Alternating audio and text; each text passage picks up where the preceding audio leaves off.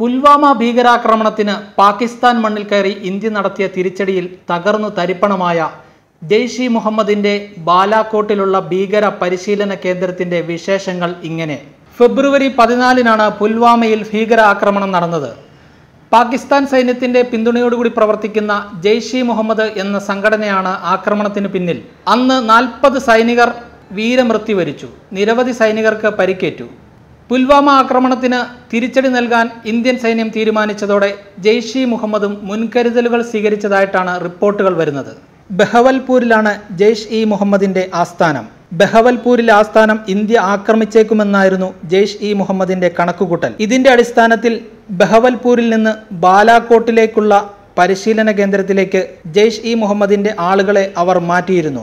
എന്നാൽ ഭീകരന്മാരുടെ കണക്കുകൂട്ടലുകൾക്ക് അപ്പുറമായിരുന്നു ഇന്ത്യയുടെ നീക്കം. ബാലാകോട്ടിലേക്ക് കൂടുതൽ ഭീകരർ എത്തിയിട്ടുണ്ടെന്ന് അറിഞ്ഞിട്ടു തന്നെയാണ് ഇന്ത്യ അവിടം ബോംബിട്ട് തകർത്തത്. പാകിസ്ഥാനിലെ ബാലാകോട്ടിലുണ്ടായിരുന്നത് അവരുടെ പ്രധാന പരിശീലന കേന്ദ്രമായിരുന്നു. തങ്ങളുടെ സംഘടനയിൽ പുതിയതായി ചേരുന്നവർക്കുള്ള ആയുധ പരിശീലനമടക്കം നൽകുന്നത് ഇവിടെ വെച്ചാണ്. 2011-ൽ അമേരിക്കയിലെ പ്രത്യേക സൈനിക സംഘം ആഗോള ഭീകരൻ ഉസാമ ബിൻ ലാദനെ വധിച്ച അബോട്ടബാദ് എന്ന സ്ഥലം ബാലാകോട്ട് നിന്ന് വെറും 63 കിലോമീറ്റർ മാത്രം അകലെയാണ്. ബാലാകോട്ടിലെ മലനിരകളിൽ ആൾതാമസം തീരെയില്ലാത്ത ഒഴിഞ്ഞ സ്ഥലത്തായിരുന്നു ജെയ്ഷ് ഇ മുഹമ്മദിന്റെ ക്യാമ്പ്. വനത്താൽ ചുറ്റപ്പെട്ടിരിക്കുന്നതിനാൽ പെട്ടെന്നൊന്നും കണ്ടുപിടിക്കാൻ പറ്റാത്ത സ്ഥലമായിരുന്നു അത്. ഏകദേശം 6 ഏക്കർ സ്ഥലത്തായിരുന്നു ഈ ഭീകര പരിശീലന കേന്ദ്രം വ്യാപിച്ചു കിടന്നിരുന്നത്. നമ്മുടെ രാജ്യത്തെ പട്ടാള പരിശീലന പരിപാടികളെപ്പോലെ തന്നെയുള്ള കർശന പരിശീലനമാണ് ഇവിടെ ഭീകരർക്ക് നൽകിയിരുന്നത്.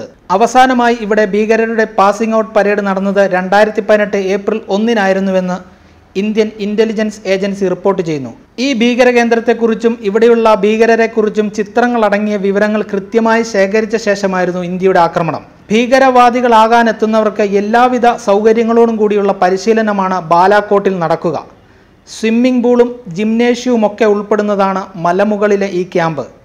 വെടിവയ്പ് പരിശീലനത്തിനായി പ്രത്യേക ഷൂട്ടിംഗ് റേഞ്ചുകളും ഒരുക്കിയിട്ടുണ്ട്. 2003-ലാണ് പരിശീലന കേന്ദ്രത്തിന്റെ പണികൾ നടന്നത്. അഫ്ഗാൻ യുദ്ധത്തിൽ റഷ്യക്കെതിരെ പോരാടിയവരാണ് ആദ്യകാലത്ത് ഇവിടെ പരിശീലനം നൽകാൻ എത്തിയിരുന്നത്. ഈ ഭീകര കേന്ദ്രത്തിലെ ചവിട്ടുപടികളിലെല്ലാം തങ്ങളുടെ ശത്രു രാജ്യങ്ങളുടെ പതാകകളാണ് വരച്ചു വെച്ചിരിക്കുന്നത്. ഇതിൽ ചവിട്ടിപ്പോകുമ്പോൾ ഭീകരരുടെ മനസ്സിൽ രാജ്യങ്ങളോടുള്ള വിദ്വേഷം വർദ്ധിക്കുന്നതിനു വേണ്ടിയാണ് ഇങ്ങനെ ചെയ്തിരിക്കുന്നത്. പാകിസ്ഥാൻ ചാരസംഘടനയായ ISIയുടെ നേതൃത്വത്തിലാണ് ഇവിടുത്തെ പരിശീലനങ്ങളെന്നും ആരോപണമുണ്ടായിരുന്നു. 250-ൽ അധികം ഭീകരർ ഇതിനോടകം ഇവിടെ നിന്ന് പരിശീലനം നേടി ലോകത്തിന്റെ വിവിധ ഭാഗങ്ങളിൽ ആക്രമണങ്ങൾ നടത്തിയതായിട്ടാണ് പുറത്തുവരുന്ന വിവരം.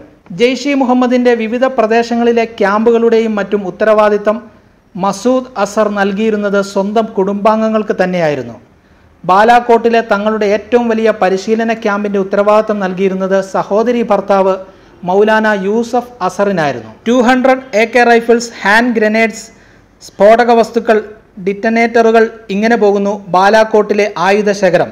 ആധുനിക ആയുധങ്ങൾ ഉപയോഗിക്കാനും സ്ഫോടക വസ്തുക്കൾ നിർമ്മിക്കാനും സൈനിക വാഹനങ്ങൾ ആക്രമിക്കാനും ചാവേർ ബോംബ് ആക്രമണങ്ങൾ നടത്താനുമൊക്കെ ഇവിടെ പരിശീലനം നൽകുന്നു. ഇന്ത്യൻ ഉപഭൂഖണ്ഡത്തിൽ ഒരു ഭരണകൂടത്തിനെതിരെ ആദ്യമായി ഒളിപ്പോര് നടന്ന സ്ഥലമാണ് ബാലാകോട്ട്. മഹാരാജ രഞ്ജിത് സിംഗിനെതിരെയായിരുന്നു പരാജയപ്പെട്ട ആ ഒളിപ്പോര്.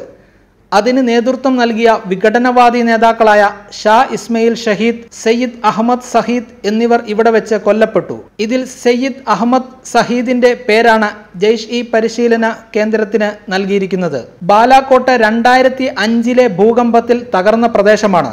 സൗദി അറേബ്യയുടെ വലിയ സഹായത്തോടെയാണ് പിന്നീട് ബാലാകോട്ട് പുനർനിർമ്മിച്ചത്.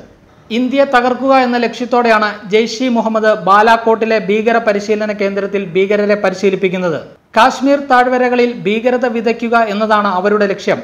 ബാലാകോട്ടിലെ ഭീകര പരിശീലന കേന്ദ്രത്തിലേക്ക് ഇന്ത്യ നടത്തിയ തിരിച്ചടിയിൽ 350 ഭീകരർ കൊല്ലപ്പെട്ടു എന്നാണ് കണക്കുകൾ പുറത്തുവരുന്നത്.